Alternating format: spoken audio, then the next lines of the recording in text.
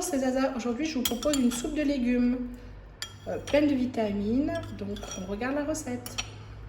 Donc pour cette soupe on va avoir besoin d'un demi-oignon, de céleri, donc là j'ai que des feuilles moi, de 2 gousses d'ail, de 3 carottes, d'une pomme de terre, d'un demi-navet et d'un concombre, oui un concombre, de 3 cuillères à soupe d'huile d'olive, d'une bonne poignée de vermicelle,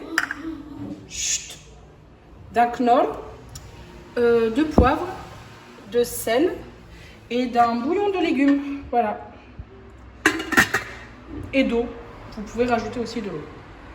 Donc pour les légumes, je les ai coupés en petits morceaux comme ceci.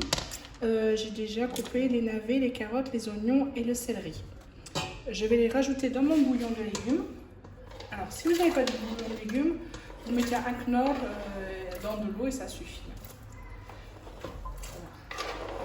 Je vais mettre déjà ceci à bouillir. Après, je vais rajouter les morceaux de pommes de terre et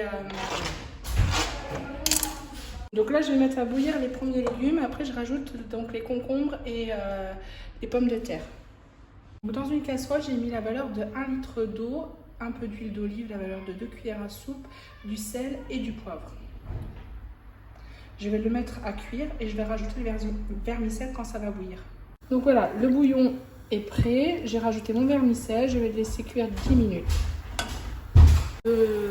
Environ 15 minutes, les légumes sont cuits, les premiers légumes. Je vais rajouter les pommes de terre et les concombres. J'ai éteint mon vermicelle, c'est bon, il est cuit. Donc là, j'ai plus qu'à rajouter les légumes dans cette casserole. Là, j'ai mis les concombres et les morceaux de pommes de terre et aussi l'ail. Donc là, je vais laisser cuire environ 10 minutes et je vais rajouter les légumes dans le vermicelle. Voilà, j'ai mélangé donc les légumes avec le vermicelle. Donc la soupe est prête. J'ai plus qu'à la dresser. Donc voilà, j'ai dressé mon petit bol de soupe de légumes, voilà.